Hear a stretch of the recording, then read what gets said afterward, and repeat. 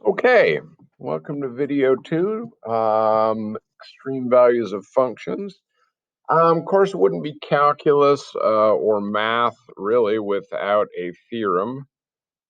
So let's talk about the extreme value theorem. The extreme value theorem says if f is continuous on a closed interval AB,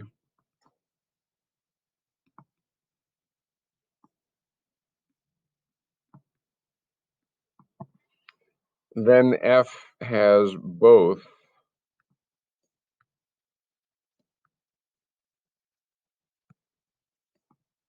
a maximum and minimum value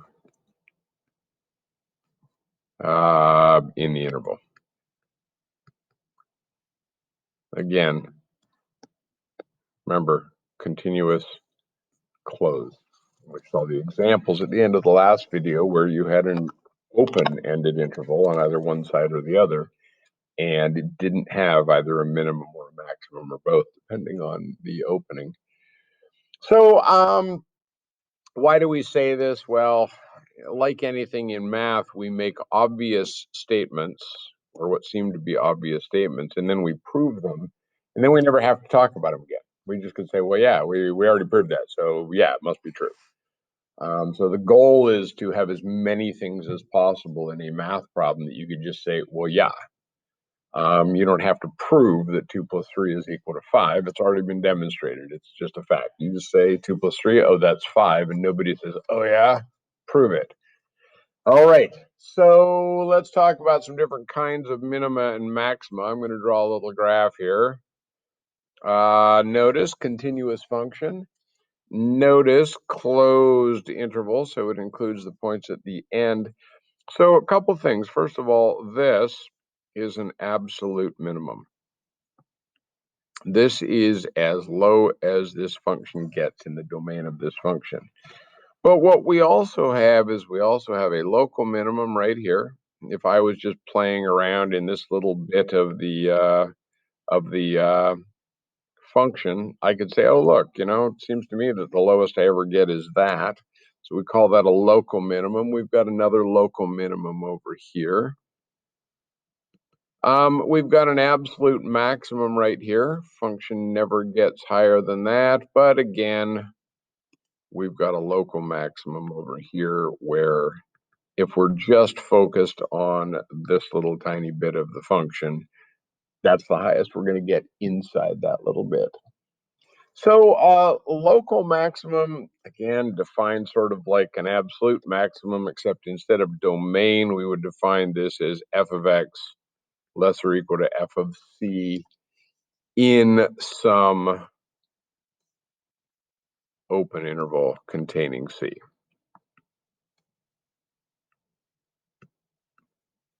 So if I look at this interval from here to here, doesn't have to be closed, that is a local maximum.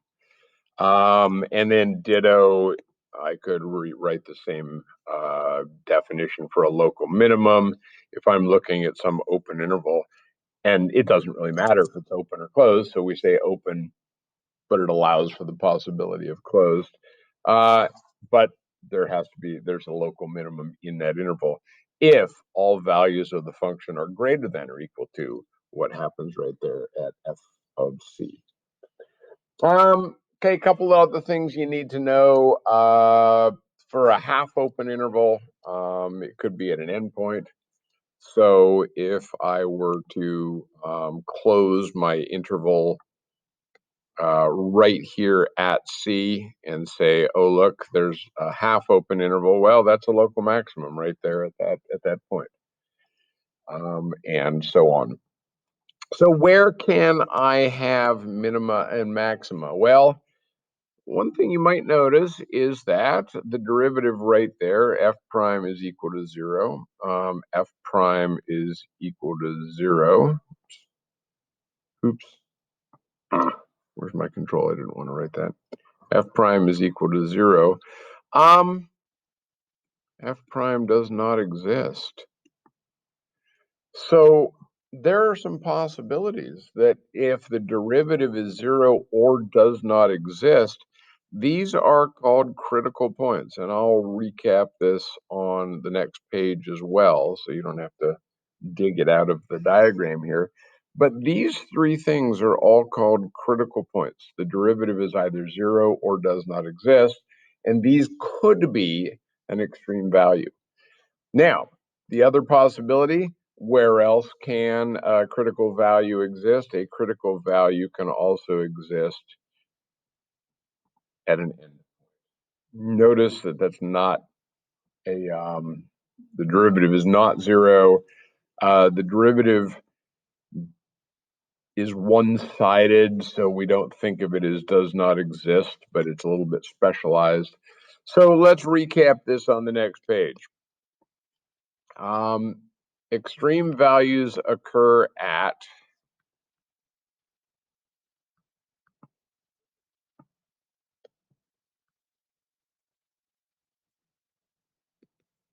one, critical points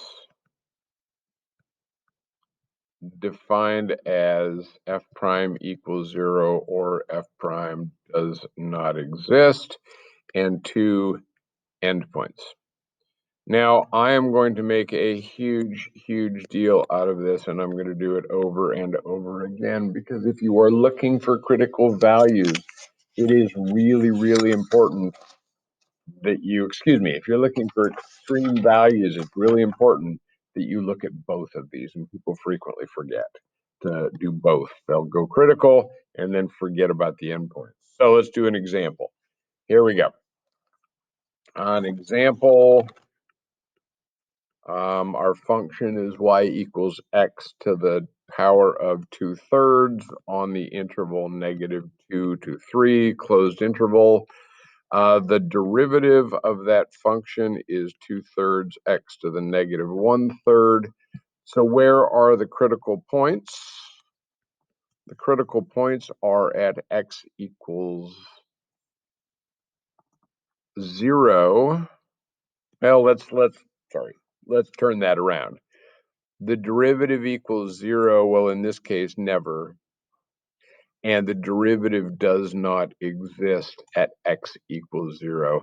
That is a critical point. So we want to calculate the value of the function. Y of 0 is 0. Next thing we want to do is we will check the endpoints. And so we'll just calculate. Y of -2 is the cube root of 4. Y of +3 is the cube root of 9. And so here's what we see. We see that this right here is an absolute minimum because it is less than cube root of 4 and cube root of 9. That this is an absolute maximum because it is greater than both 0 and the cube root of 4, and that therefore this must be a local maximum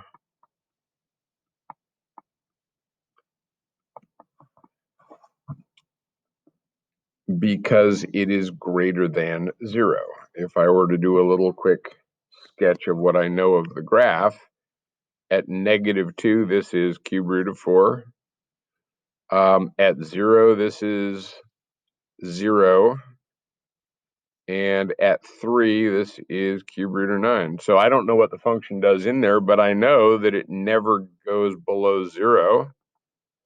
And I know that it never goes above, and it could, wiggle all over the place in between, except that if it wiggled all over the place, there'd be a bunch of little local maxes. So I know it doesn't even wiggle all over the place.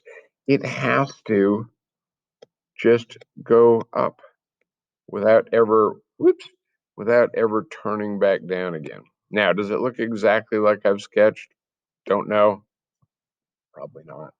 But we know it can't have turnovers because then it would have a little local max, little local min every time it turned over. All right. So those of you in my class, go ahead and do exercise 11 in section 5.1, and we'll be back with some more examples. Thanks for watching.